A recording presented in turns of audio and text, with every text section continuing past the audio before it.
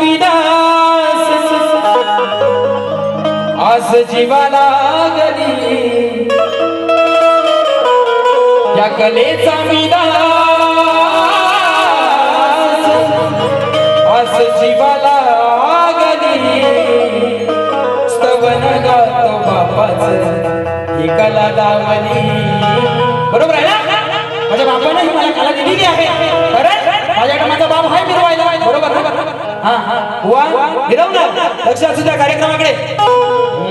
स्तवन गातो बापाच ही कला